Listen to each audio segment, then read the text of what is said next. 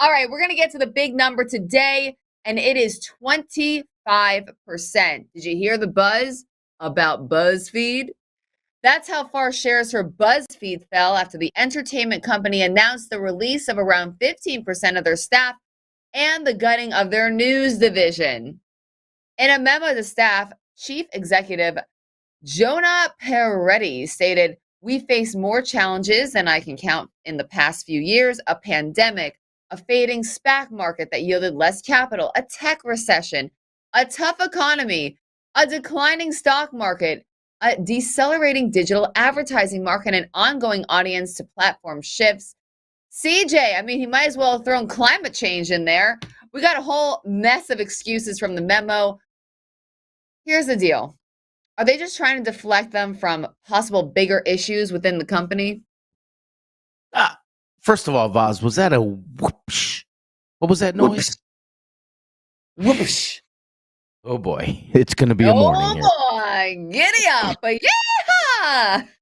You know, the CEO of BuzzFeed's just telling you everything that the market's been telling you for a while. This is the differentiation between those stocks, those zombie type of stocks, the stocks that aren't going to make it, and the stocks that are. When you notice, everybody else out there has faced, except for the SPAC market thing, that's a little self-induced, but everybody else in this market has faced the exact same things that were rattled off there: slowing economy, pandemic, yada, yada, yada, yada, yada. When you look at this, it is how I hate to put it this way, but it turns into a bit of a market culling effect. You've got companies like Tesla, Apple, Microsoft, Google, all of these that are just dripping these cuts. You know, it may be 10%, 15%, the same type of action.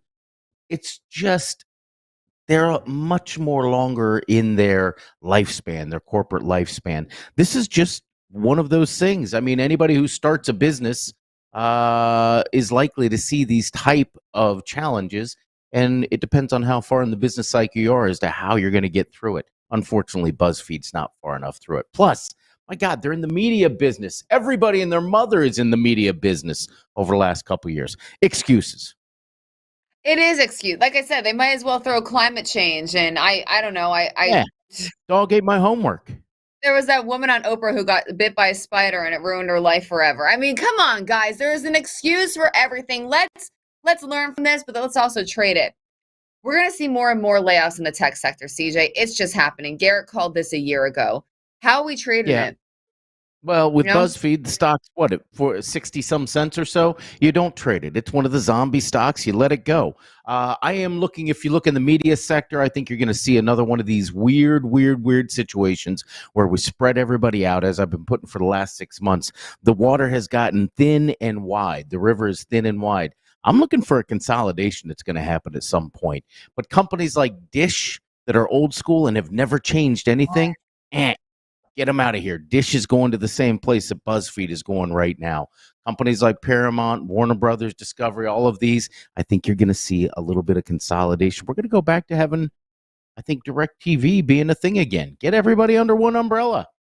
All right. Well, CJ, speaking of Dish, you brought that up on Trade the Close the other day. You have a new scanner that's been tracking volatility breakouts and breakdowns. I know, but it's awesome. If you were a night trader, it's like they're so lucky to have you.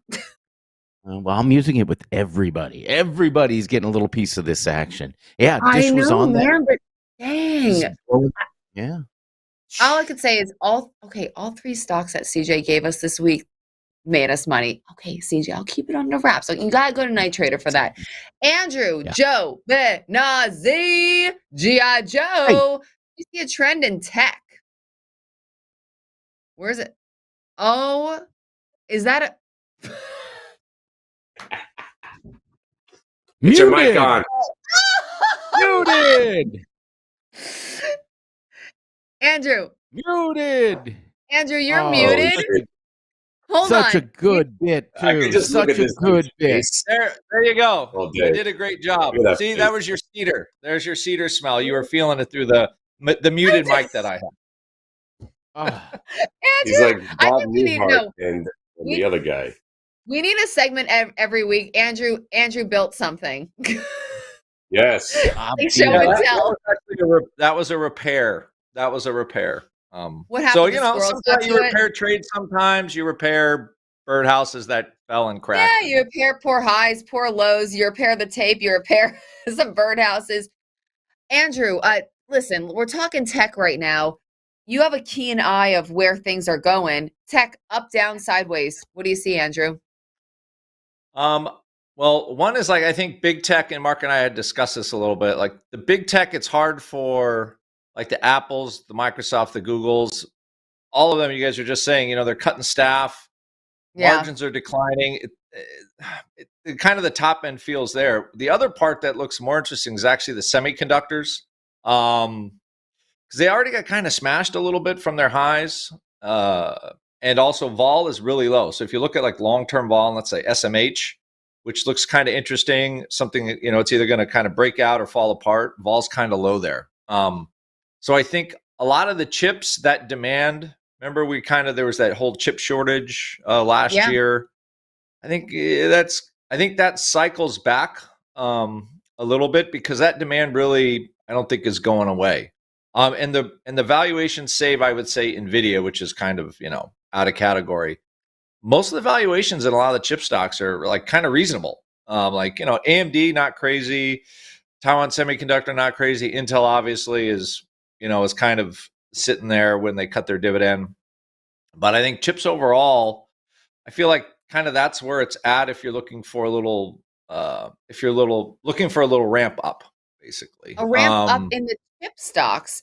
Would that include Nvidia? What are we talking about here? AMD? I think everything outside of Nvidia. I like more Nvidia, Taiwan Semiconductor stuff. Nvidia is like, I don't get the valuation of Nvidia. I guess they're riding the AI train, which is the next buzzword in tech, right? Every 3 years there's a new buzzword in tech, and right now it's AI. So like you can talk about AI stocks like Palantir, like IBM, sleeper one. I think that might be a subject later. You know, remember Watson in the Super Bowl?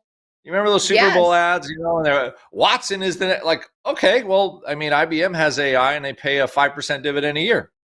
Okay, that could not be a terrible stock. It just doesn't do anything.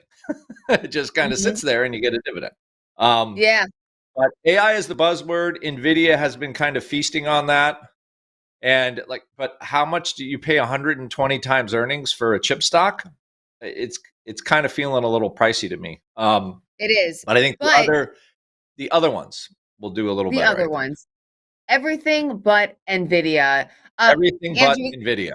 Everything but Nvidia. We're going to make a new slogan with that.